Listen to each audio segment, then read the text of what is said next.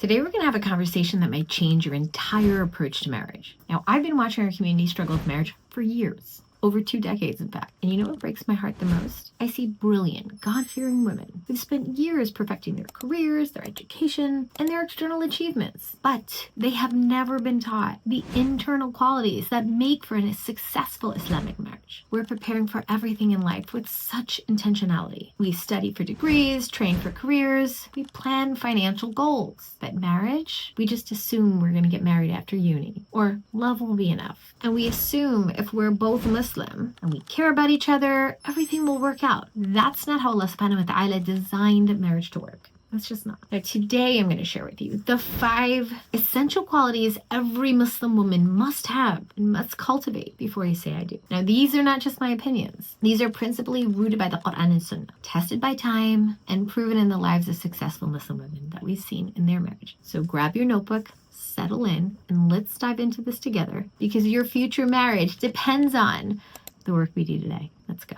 Welcome to the Mindful Muslimah Speaks podcast, a safe space to learn and grow into the best version of yourself that you're always meant to be. I'm your host, Mindful Muslimah, a mom of 5, big sister to the community, and a licensed educator with 25 plus years in supporting tens of thousands of Muslim women worldwide. Now, I'm excited to share a ton of solutions to your problems on love, relationships, life balance, reconnecting with Allah subhanahu wa ta'ala, getting back on track, and more. So grab a cup of coffee and close out those tabs. These next 20 to 30 minutes are all about you. Let's get started. Hello, assalamu alaikum. Welcome back to the Mindful Muslimah Speaks podcast. I'm your host, Mindful Muslimah, and I'm so excited to talk to you today about this topic. Now, before we dive right in, I want to tell you about these 3 principles that are really going to underpin everything we say today. They are essential, and these aren't separate qualities that we'll explore. They're the soil in which every healthy Muslim marriage needs to grow. And by the way, if you've been here for a while, don't forget to subscribe, because it's the only way we're going to get to talk to each other week by week. We drop podcasts every Monday like clockwork. All right, so principle number 1, purpose. Everything to Allah subhanahu wa ta'ala. Now, if anything governs your marriage, it has to be purpose. And in Islam, our ultimate purpose is to worship and please Allah subhanahu wa ta'ala. So this means every quality that we're going to develop in this conversation we're going to talk about today is about becoming a better servant to Allah subhanahu wa ta'ala, who happens to be a wife. Now, principle number 2 I want you to keep in mind is repetition with focus and deliberate practice. The second principle is really important because it's not enough to just know what qualities you need. It's just not. You must practice them deliberately, consistently, with full attention and niyyah, intention. Now let's think about your Salah, for example, right? You pray 5 times a day for years. But if you're not present in your Salah, you notice the difference, right? You're not focused on Allah and prayers, your mind's wandering other places. You start to feel guilty. This is not the connection you're meant to create in that moment. You know it. So the same applies to marriage preparation. You can practice it once in a while when it's convenient, but that won't prepare you for the real daily practice of marriage. Now, every quality we'll discuss today requires what scholars call deliberate practice. Intentional, focused, repetitive. You have to be present in this growth. I'll explain more what that means in a minute, but just put it to mind. Principle number 3, time and patience, long view. Now, having patience, I know. Some of you feel absolutely overwhelmed, just drained from this process of seeking a spouse, right? It's just like, put the apps on, delete the apps, put them on, delete them off. Oh, this feels wrong. Oh, why is it taking so long? It just feels tiring and you want to give up. I get it. Now, there is no real shortcut for you for character development, but there are some strategic things that we teach at Mindful Muslimah that are absolute fast tracks to finding guys faster and the right guys, because you could find any guy. We're talking about the right guy. Absolutely. But we're talking about here is developing you in this one. And that development of you are absolutely critical for the marriage in the finding process. But like once you get this going and you get on the fast track, like in the way that we teach it, gold. It's easy. No worries. Just remember, Allah subhanahu wa ta'ala is testing your commitment to growth, your commitment to learning and changing and doing better. It's part of your deen. And every time you quit, every time you're tempted to just give up and leave it to Allah, which is great, but it's also sometimes a bit of a way to say, hands off, I'm tired. And every time you face setbacks, there are opportunities to demonstrate the sincerity that will please Allah subhanahu wa ta'ala. All right, so that was my foundational speech. Now we're going to dive into the 5 qualities that are a must to have before you get married. Okay, quality number 1, I cannot stress this enough. Conflict resolution mastery. Now, the first quality every Muslim woman needs, and I would argue guys too, but this is a bit trickier, is conflict resolution. I need you to understand something. Conflict in marriage is not a sign of failure. It's inevitable. The question isn't whether or not you're going to have a fight, when it's going to happen, and how you're going to handle them. Now, I know some might be thinking, but sis, isn't the husband supposed to be the leader? Shouldn't he be resolving these conflicts? Shouldn't they even have to come up in the first place if he's doing the right thing? And yes, in Islam, he is supposed to lead. And no, they just happen, guys. We're two different people living two different lives for probably 2 to 3 decades that come together and have to get along without any problems. Unlikely. So here's the thing. A wise wife knows how to navigate these disagreements. It's something, for example, that we teach and model at Mindful Muslimah. And they do it in a way that preserves the marriage while honoring Islamic principles. Now, let me share the prophetic model with you. One of the most beautiful examples from our tradition is there's this hadith, Rasul Sallallahu Alaihi Wasallam, he talks about his wives becoming jealous because of a dish of food, right? It comes out of the servant's hand, gets broken because of the jealousy that another wife gave it. How did the Prophet, peace be upon him, respond? He didn't shout. He didn't lecture anyone in front of anyone else. He didn't make anyone feel small. He calmly said, or just called out the jealousy. He acknowledged their humanity in the moment, and they didn't condemn it. Then he quietly arranged for it to get picked up, replacing saying a dish for a dish. This is conflict resolution in the works. Fixing the problem while preserving one another's dignity. If you don't know how to do that, and you're just going to get emotional and not know how to handle it and fly off the hanger, or because you were modeled to stay quiet and sweep it under the rug to not make conflicts, that is not going to work long term. You're either going to be constantly fighting with no way to solve it to the point where both of you wants to run away from one another, or you're going to suffer silently to the point where you want to explode one day. Either not helping. So here's a piece of advice on emotional regulation during conflict. I see a lot of sisters kind of letting their emotions run, driving their words, driving their disagreements. They see things angry that they can't take back. They bring up past issues that have nothing to do with the current issue, but they've been triggered. They make their husband feel attacked rather than hurt. So the Prophet, peace be upon him, said, whoever believes in Allah subhanahu wa ta'ala and the last day, let them speak well or remain silent. Now, this is especially during conflict, because when else are they going to say something that nice, So before you speak in anger, ask yourself, will these words bring us closer and resolve things, or pull us farther apart? Am I speaking to solve the problem, or am I just mad, trying to make them feel bad? Be honest. Okay, so the second quality that a woman has to have to be an amazing wife, get married, is emotional regulation. It goes with the other one. It is going to make or break the entire relationship. I'm just going to be real. The foundation of wisdom has to be here. Now, a lot of women have a lot of stuff that they're carrying from their homes. Sometimes there's toxic family issues. They haven't been modeled how to do things right. This is actually one of the main reasons that originally inspired me to do the work that I do, because it's like, I wished at the time when I was that way a bit more, or I didn't understand, that I had someone to kind of show me or model another way. Now, I'm a little dinosaur years here, but we didn't have YouTube when they just was coming out when I was in my 20s. Yeah, that's how old. So basically, when that was happening, it was like AOL, like that type of stuff. So you weren't having all these search engines and YouTubes and amazing stuff like that. And I would have to literally go to Barnes and Nobles and get books. And they didn't have books on this stuff. Nobody was talking unless you went to deep psychology books, and no one's thumbing through a big book like this. So the advice and the help wasn't there. But I learned really quickly, ruining a lot of relationships, with friends, with family and things, that if I did not control my emotions, it literally would take down the entire relationship. And the truth is, I had valid arguments. I had valid statements. I was being wronged. But when it came to expressing it, I just couldn't separate my emotion from the logic of it. Do you know what I'm saying? Now, I'm going to say something controversial right here, and some women may or may not like it, but I'm going to say it because I know it's true. Doing this as long as I do and helping as many women stay married as long as I do, or get married as long as I do, I just want to be real with you. You've been told that all your emotions are valid and you share them as you need and all that stuff, and that's like a super Western thing. But if you look at the Western marriages, 50% of marriages end up in divorce. So are we following a broken model and then making it our own? Do you understand? So the psychology of that doesn't work. In Islam, we don't think like that. Now, it doesn't mean we don't share. It doesn't mean your emotions aren't valid. It means there's a different way to do it. You have to exercise emotional restraint. It's not oppressive. Let me explain. Islam teaches us that emotions are natural. They're necessary. They're symptoms. They're signs. They're so important, and they are not to be ignored whatsoever. But you have to wield them in a way that is constructive instead of destructive. Makes sense? So the first step is emotional self-awareness. You need to understand your emotional patterns. Now, what I tell women all the time in the past, and I did this in podcasts a long time ago, but I'm gonna bring it back because I haven't said it in a while, is you have to keep, if possible, a journal. If you're going through a lot right now, it is swimming in your head. It cannot stay there. Let me tell you how to fix your own happiness and then also practice this self-awareness 5 minutes a day. 5 minutes a day, I promise you, can change your life. It's really serious.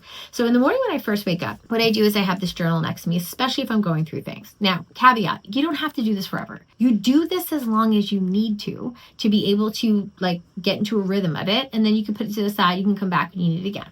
So I pick up the thing and I know some people do gratitude journaling. It's kind of like that. It's actually more strategic. So let me explain. There's 4 steps. So the first one is I feel.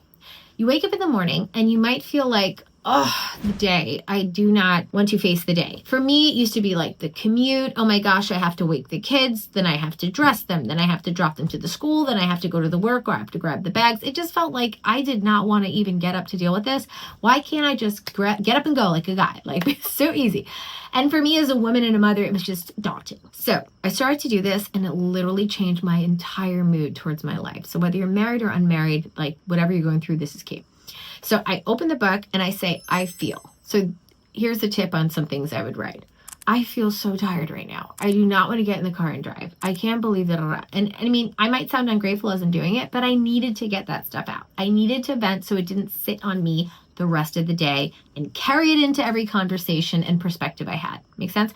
So I'm there going, I feel this way, I feel this way. My back hurts, I didn't get any sleep, the baby was crying, whatever it was. Say whatever you want, right? Well, I had studies, I have essays to hand in, I have papers to do, whatever.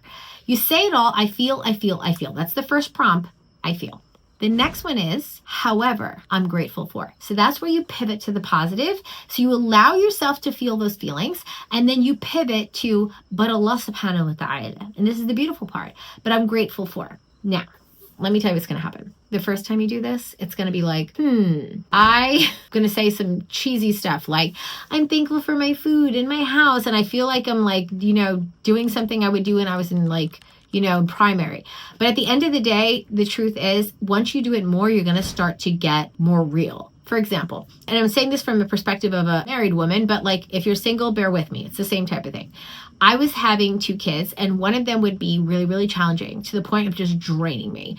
But if I really looked closely, the other one was being so much better. So I was like, you know what? I'm really grateful that even though this child is doing X, Y, Z to me, this child has actually been way easier. And it's just made dealing with this child so much better. So it's these little things I really appreciate. Thank you, Allah, for making this easy. Inna min usri yusra, even though it's hard, right? Hardship within ease. So I would touch on that. So I feel, however, I'm grateful for. Then the third prompt, and I do this in morning journaling, is I am.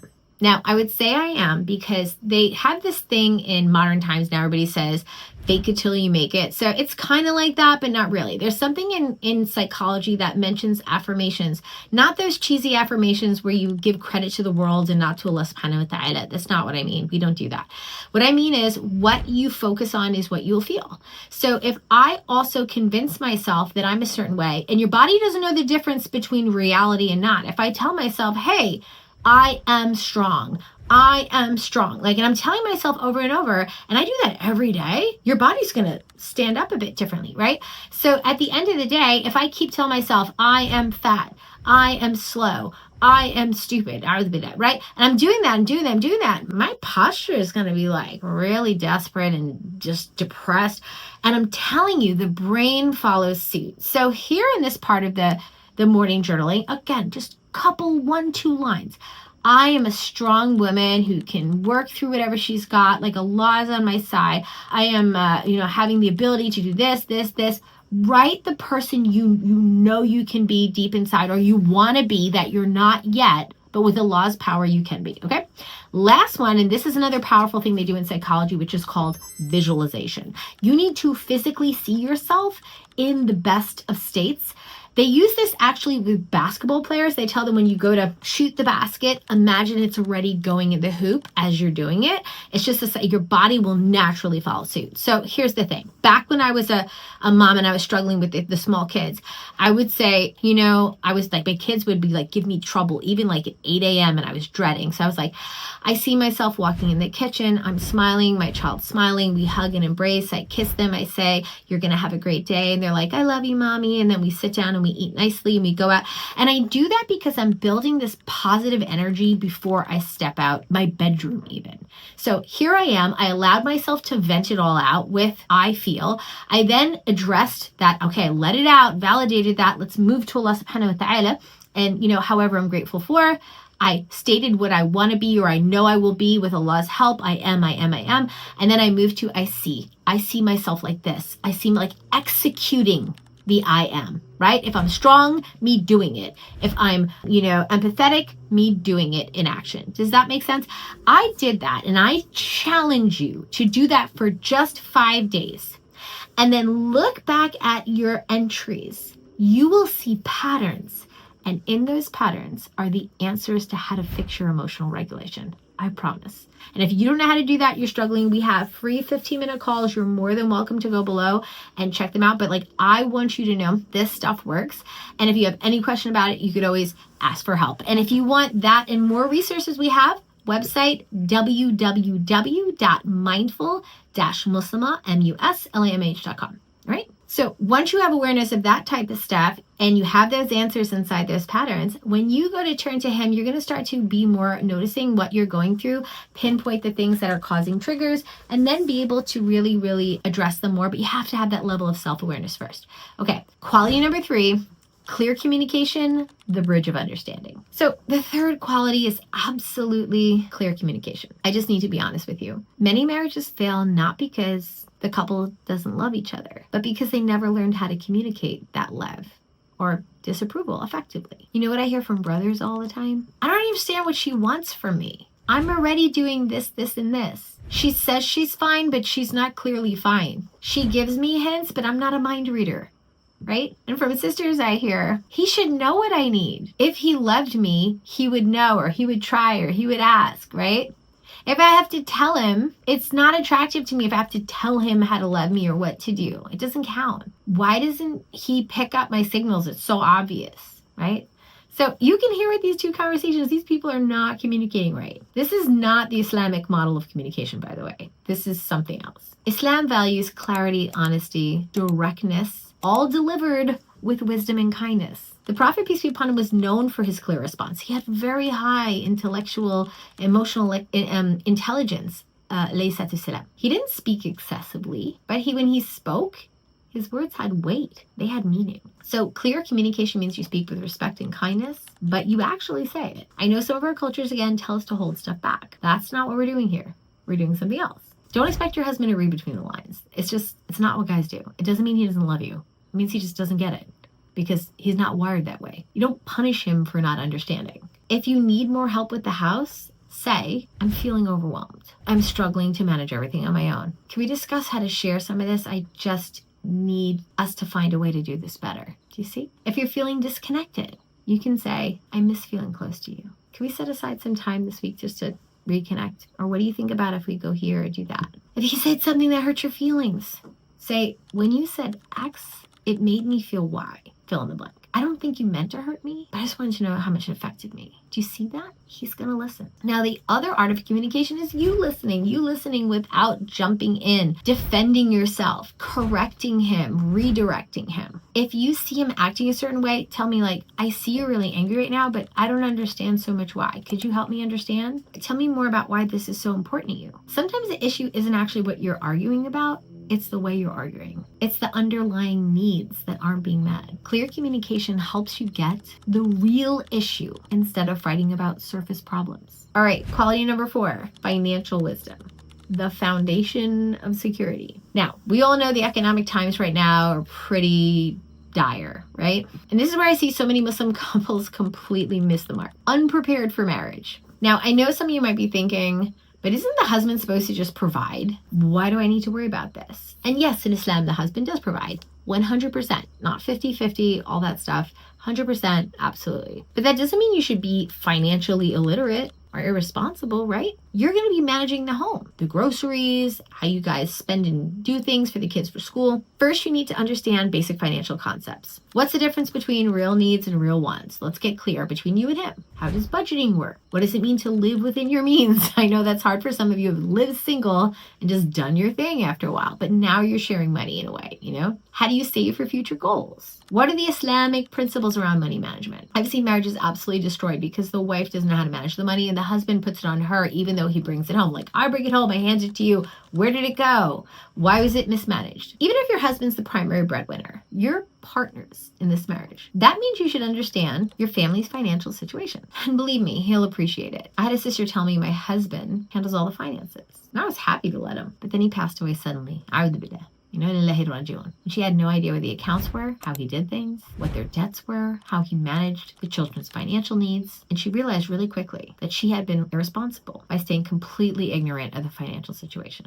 Make sense? Now, Islam teaches beautiful principles about money. It's a trust, it's an amana from Allah subhanahu wa ta'ala. It should be earned through halal means, obviously. It should be spent wisely. It should be shared in sawat and sadaqah. A financially wise Muslim woman knows that money is a tool, not a goal. She knows the difference between being generous and being wasteful. She can appreciate her husband's hard work for the family without being demanding or ungrateful. And she understands that financial disagreements are one of the leading causes of divorce. So she approaches money conversations wisely and considers the family's overall well-being at all times. All right, and the last quality, number 5, that you have to have before getting married is courageous authenticity, the key to lasting love. Now, the 5th and final quality, and perhaps the most important, is what I call courageous authenticity. This is the willingness to be your true self while also being willing to grow and take risks for the sake of your marriage and your deen. Sister, too many women enter marriages wearing a mask. Guys do it too. They pretend to be more accommodating than they actually want to be, more passive than they actually are, more perfect than they are. We love them. We want to impress them. And they think it'll make them more attractive and easier to love. But what happens when real life hits? What happens when you can't maintain that face, that performance anymore? And then you feel unloved for who you really are. Courageous authenticity is that you're honest about your strengths, your growth areas from the beginning. You don't pretend to love cooking when you don't. You don't pretend to be naturally organized when you struggle with it. And you don't hide your opinions or your personality to be marriage material. You just manage it better. And this quality involves being able to take risks in your personal growth, in your marriage, and in your life together.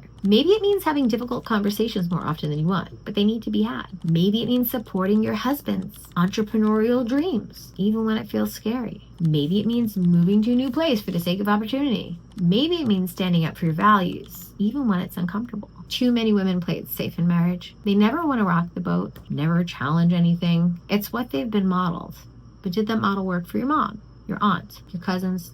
Do you get what I'm saying? But a marriage without risk is a marriage without growth. And a marriage without growth eventually becomes stagnant. That's not what you want. Now, I've shared these 5 qualities with you, but I know you might be thinking, this sounds like a lot of work. How do I actually develop these qualities? How do I actually find a guy? I want to get married this year. I'm really, really ready. And I need to do it easier. And you know what? To be fair, the sisters who are the best in marriage aren't the ones who just started with all these qualities straight out the bat. They're the ones who are able to say, hey, I admit I don't know how to do everything, but I'm ready to learn and do the next step. That is critical. So do you actually want to not just develop these qualities, but be able to be ready and find a guy? Like, we have programs that you cannot imagine. Women have found men within weeks and months after looking for 5 to 10 years. It is not that hard. Being the best wife, but also be able to find a guy way faster so you can actually get married and actually start a family. I mean, why not? Why would you want to just drag it on? Down below, I have a link to our compatibility bundle. If you're ready to find the right guy within the next couple weeks and months, not years, because it does not take that long, I made a new live masterclass. It's below. That is going to show you the exact next steps that you need to get married way faster and easier this year. And if that sounds good to you because you are tired of the grind, it's almost like a second job, trying to deal with the apps and look for a guy and then like juggle uni and career and whatever, then you're not going to want to miss this live masterclass. Inshallah ta'ala, the link below is there. It's totally free. And if you enjoyed this content, please do not forget to subscribe so we can hook up and connect every Monday as I drop more knowledge on the podcast. I can't wait to see you in the next one. Assalamu alaikum rahmatullahi wa barakatuh.